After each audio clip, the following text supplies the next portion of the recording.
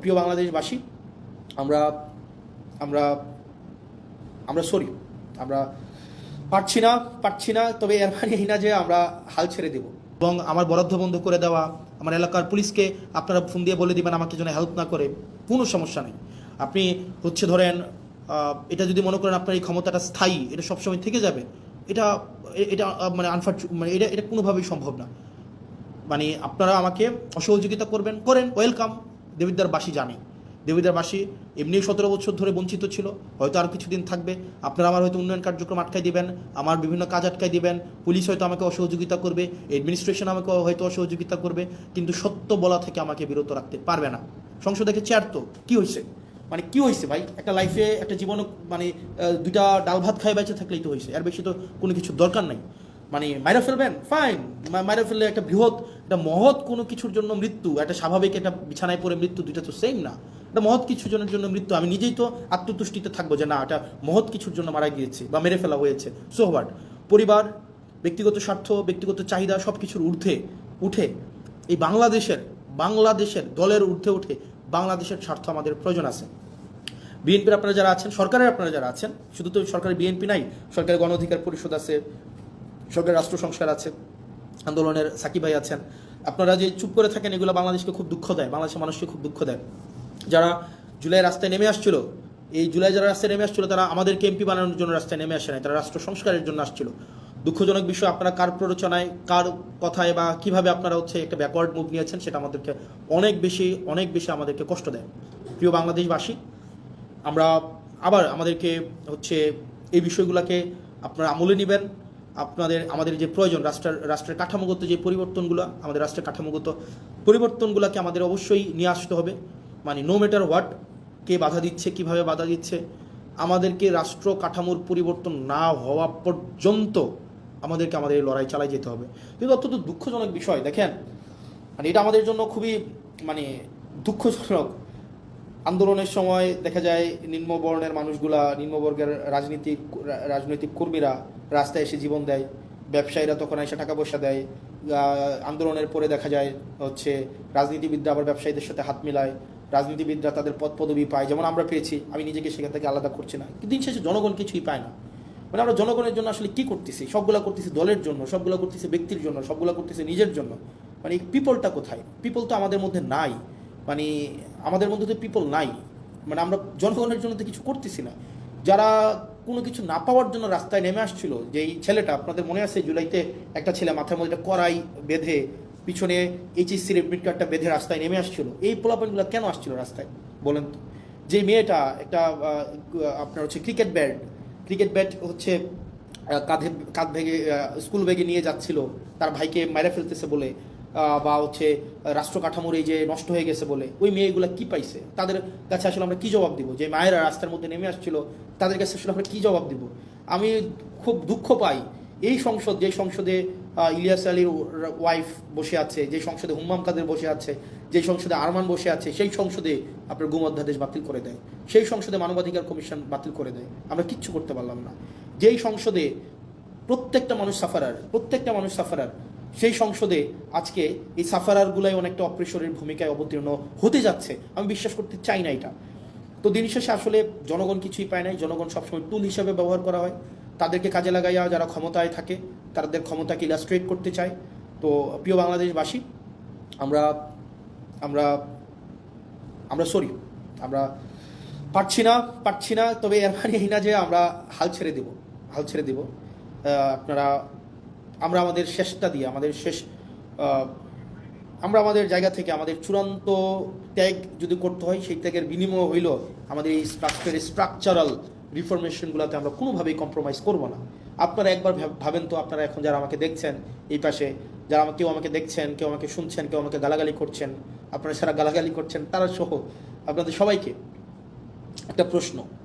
2024 সালে বা 2023 সালে রাষ্ট্র সংস্কারের এই প্রস্তাবনাগুলো যদি শেখ হাসিনা দিত, যে এই ধরনের একটা মানবাধিকার কমিশন করা হবে, এই ধরনের একটা পুলিশ সংস্কার কমিশন করা হবে, এই ধরনের একটা বিচার বিভাগ পৃথকীকরণ, সুপ্রিম কোর্টের সচিবালয় পৃথকীকরণের একটা কমিশন করা হবে, 2023 সাল বা 24 সালে দিত এই ধরনের একটা প্রস্তাব, আপনারা বলেন তো বিএনপি এটার বিরোধিতা করতো?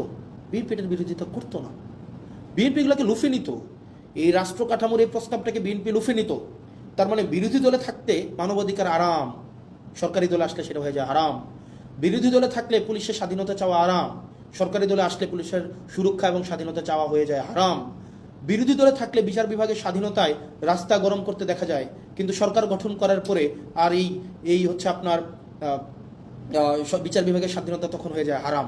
এই যে দ্বিচারিতা, চেয়ার পরিবর্তনের সাথে সাথে, ঋতু পরিবর্তনের সাথে সাথে, দিক পরিবর্তনের সাথে সাথে এই যে দ্বিচারিতা, এই দ্বিচারিতা আপনাদেরকে জনগণ বিচ্ছিন্ন অবশ্যই অবশ্যই অবশ্যই করবে। প্রিয় দেশবাসী, আমরা আমাদের জায়গা থেকে প্রত্যেকটা মানুষ, আমি বিশ্বাস করতে চাই আমাদেরকে আর এই যে ধরেন ওই যে একটা কথা আছে না, ভূগোল বুঝায়া আমাদেরকে জনগণ বিরোধী কোনো ধরনের কর্মসূচি করে ফেলবে সরকার, এই সরকারি এই সুযোগ আমরা দিব না। জীবন চলে গেলে জীবন দিব, যান চলে গেলে যান দিব, কিন্তু রাষ্ট্রবিরোধী, সরকার বিরোধী মানে কোনো ধরনের কোনো কার্যক্রম করতে দেব না। রাষ্ট্রবিরোধী, জনগণ বিরোধী। অনেকে বলেন যে ভাই আপনি যেভাবে কথা বলতেছেন, এই যে একজন বলতেছে আপনাকে তো সরকার ফান্ড বন্ধ করে দিবে, দিক, সো হোয়াট, মানে আমি কি সরকারের পা চাটবো নাকি? মানে মন্ত্রীর সাথে সম্পর্ক রাখবো একটা অনিচ্ছ সুবিধা পাওয়ার জন্য, সংসদে দাঁড়ায় দাঁড়ায় একটা ন্যায় কথা বলা থেকে বিরত রাখবো নাকি? ভাই মানে আমার জবাবদিহিতা হচ্ছে মানুষের কাছে, মন্ত্রীর কাছে না। মন্ত্রী এই বছর আছে, আরেক বছর থাকবে না, এই টার্ম আছে, আরেক টার্ম থাকবে না, কিন্তু জনগণ সবসময় থাকবে। সুতরাং যদি আপনি আমাকে বলেন যে সত্য বলা থেকে বিরত রাখার জন্য, শুধুমাত্র বরাদ্দ পাওয়ার জন্য, ফান্ড পাওয়ার জন্য, সত্য বলার থেকে বিরত রাখার জন্য আমি যদি এখনই কম্প্রোমাইজ করি, পরবর্তীতে আরও বড় কিছু পাওয়ার জন্য আমি বিভিন্নভাবে আমার জীবনটা কম্প্রোমাইজের মধ্যে দিয়ে যাবে। না দিল, ফান্ড বন্ধ করে দিল, পুলিশ আমাকে হেল্প করা বন্ধ করে দিল, অ্যাডমিনিস্ট্রেশন আমাকে হেল্প করা বন্ধ করে দিল, যে আমাকে অনৈধ্যভাবে আমাকে আমার পথকে বাধাগ্রস্ত করবে, তারা তাদের ফলাফল সেটা কোনো না কোনোভাবে পাওয়া যাবে। মানে এটা এটা এটা এটা এটা মানে আমি ন্যাচারে বিশ্বাস করি, আমি ন্যাচারাল জাস্টিসে বিশ্বাস করি, সেটা কোনো না কোনোভাবে পেয়ে যাবে। এটা কিচ্ছু আসে যায় না আমার।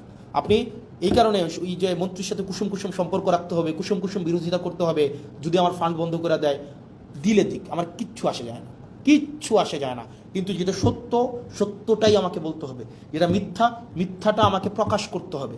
এর মাঝখানে কোনো ধরনের পার্থক্য রাখা যাবে না। পুলিশ আমাকে সহযোগিতা করলেও আমার কিচ্ছু আসে যায় না, প্রশাসন আমাকে সহযোগিতা করলেও কিচ্ছু আসে যায় না, সরকার আমাকে সহযোগিতা করলেও আমাকে কিচ্ছু আসে যায় না, আমার হচ্ছে মন্ত্রীরা আমার বিরোধিতা করলেও আমার কিচ্ছু আসে যায় না, মন্ত্রী আমার ফান্ড বন্ধ করে দিলেও আমার কিচ্ছু আসে যায় না, সচিবরা আমাকে অসহযোগিতা করলেও কিচ্ছু আসে যায় না। মানুষের বাঁচেই কয়দিন, মানুষ বাঁচবেই কয়দিন, মানুষ তো ভাই মানে মৃত্যু পর্যন্ত সারা জীবন ক্ষমতায় থাকবে না। কিন্তু দিন শেষে মানুষ জানুক, জনগণ জানুক, যারা আমাকে ভোট দিছিল, যে মহিলাগুলাকে মানে লাইন ধরে ধরে আমাকে ভোট দিছে, বিনা পয়সায় যারা আমাকে ভোট দিছে, তারা জানুক দিন শেষে যে আমি সত্যের পথে ছিলাম। যে ইয়াং প্রজন্ম, শিক্ষিত প্রজন্ম যারা বিনা পয়সায় আমাকে ভোট দিছিল, তাদের কাছে আমার জবাবদিহিতাটা আমি নিশ্চিত করতে চাই। আমি বিশ্বাস করতে চাই আমি যদি সত্যের পথে থাকি, সেক্ষেত্রে যদি সরকার আমাকে বাধাও দেয়, জনগণ আমার পাশে দাঁড়াবে।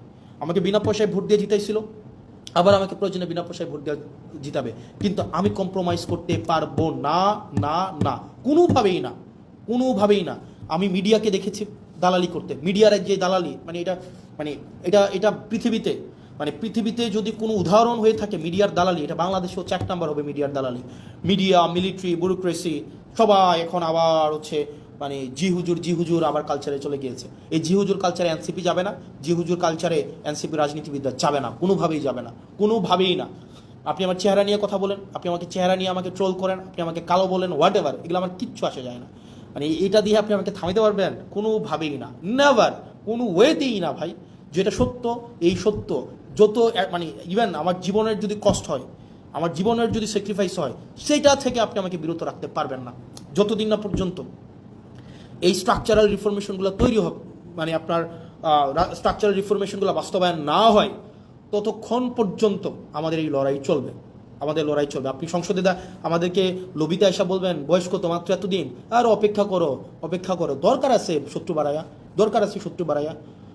যদি কেউ শত্রু হইতে চায়, মানে আমার প্যারা নেই, কিচ্ছু আসে যায় না। প্রিয় বাংলাদেশবাসী, আপনারা জানেন দিন শেষে যে কারা বাংলাদেশের বিরুদ্ধে অবস্থান নিচ্ছে, অ্যাসালমের পক্ষে অবস্থান নিচ্ছে, যারা কারা সংস্কারের বিরুদ্ধে অবস্থান নিচ্ছে, স্বাধীন বিচার বিভাগের বিরুদ্ধে অবস্থান নিচ্ছে, স্বাধীন পুলিশ সংস্কার কমিশনের বিরুদ্ধে অবস্থান নিচ্ছে, কারা এই স্থানীয় সরকার ব্যবস্থাকে নষ্ট করে দিচ্ছে, এটাকে আবার ফেসিবাদের দিকে নিয়ে যাচ্ছে, কারা সংস্কারের কথা বলে তারা তাদের 31 দফা থেকেও পিছনে হচ্ছে, জুলাই সনদ অক্ষরে অক্ষরে বাস্তবায়নের কথা বলেও কারা পিছনে চলে যাচ্ছে।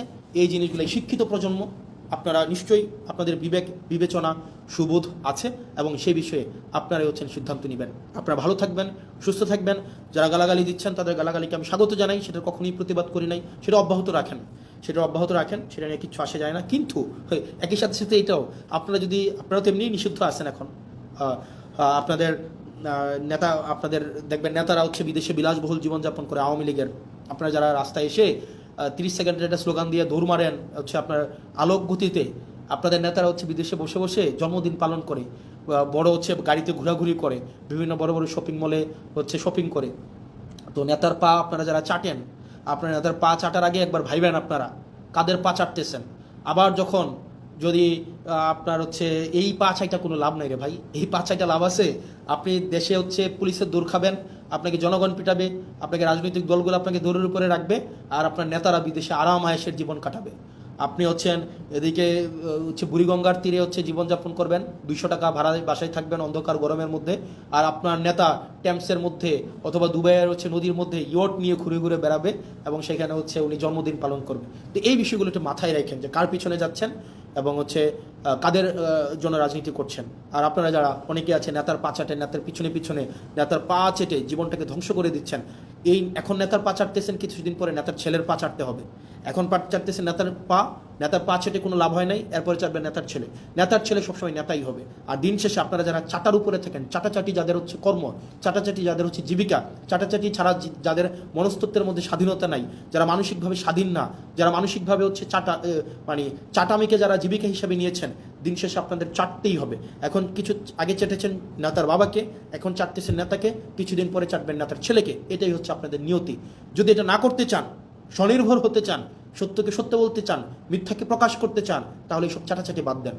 দল আপনাকে ভাত দিবে না। আপনার ঘরে যদি ওষুধ না থাকে, আপনার মায়ের যদি ওষুধ না থাকে, নেতা এসে সে ওষুধ কিনে দিয়ে যাবে না। দিন শেষে আপনি করবেন গুলিস্তানে মার্কেট, আর নেতা যাবে দুবাই মার্কেট করতে। আপনি ছুটিতে যাবেন হচ্ছে ওই যে চানখারপুল, আপনার নেতায় যাবে লিভারপুল। তো সেই জায়গা থেকে এই নেতার পা চাটাচিটি করে লাভ নাই। পা চাটাচিটিটা বন্ধ করেন। নেতা যাই করে সবই যে ঠিক করে ব্যাপারটা এমন না। নেতাকে নির্মোহভাবে ক্রিটিক্যালি নেতাকে অবজার্ভ করেন, ক্রিটিক্যালি নেতাকে ক্রিটিক করেন, এবং নেতাকে আপনি সব কিছুর ঊর্ধ্বে রাখার যে এক ধরনের আমাদের মনস্তত্ত্ব তৈরি হয়েছে, সেটা থেকে নিজেরা নিষ্কৃতি পান। আপনারা ভালো থাকেন, সুস্থ থাকেন, এবং আপনাদের সাথে দেখা হবে যতদিন পর্যন্ত আপনাদের সমর্থন আমাদের সাথে আছে, আপনাদের প্রত্যাশা আমাদেরকে ঘিরে তৈরি হচ্ছে, যতদিন পর্যন্ত সেটা থাকবে, আপনাদের জন্য আমরা কথা বলে যাব। আপনারা ভালো থাকেন। আসসালামু আলাইকুম রহমতুল্লাহি ওয়া বারাকাতুহু।